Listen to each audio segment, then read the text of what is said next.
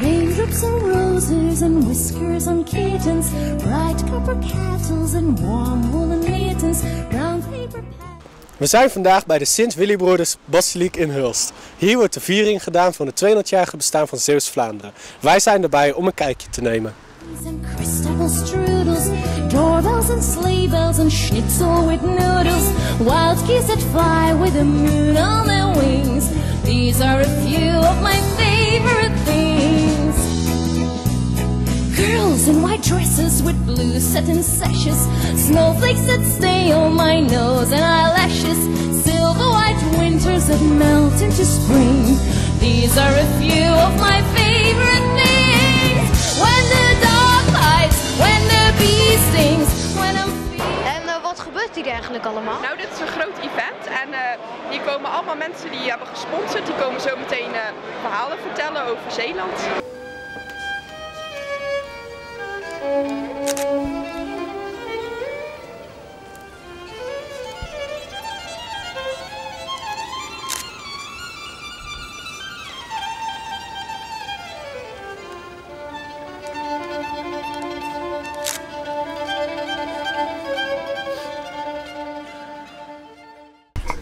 We staan hier in de kerk en waarom eigenlijk? We staan in de Willibrodus Basiliek in Hulst. En Hulst is een van de 3 gemeenten in Zeeuws-Vlaanderen. En ja goed, we staan hier natuurlijk omdat Zeeuws-Vlaanderen 200 jaar bestaat.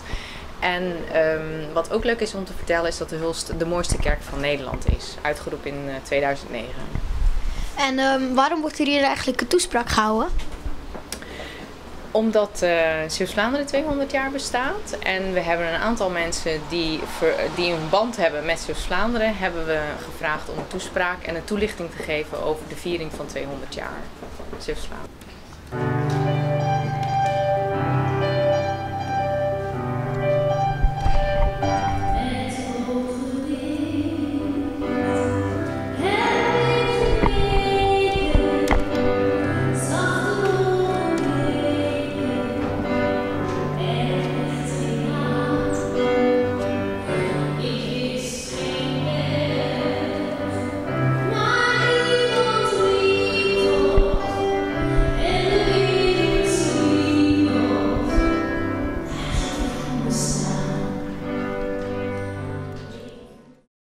De bevolking heeft een 60-tal activiteiten bedacht, gaan ze organiseren en in de loop van het jaar zullen die ook plaatsvinden.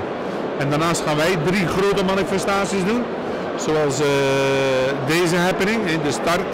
We gaan het midden iets doen, dat doen wij in Sluis. En dan in het toekomstsymposium in Terneuzen. Zijn er ook activiteiten voor kinderen gepland? Er zijn zeker activiteiten voor kinderen. Mevrouw Swan Lan-I heeft dus een schrijfwedstrijd georganiseerd voor basisscholen 5 en 6. Van de toekomst over 200 jaar Zeeuws-Vlaanderen. Dus over 200 jaar daar een opstel of iets dergelijks overschrijden.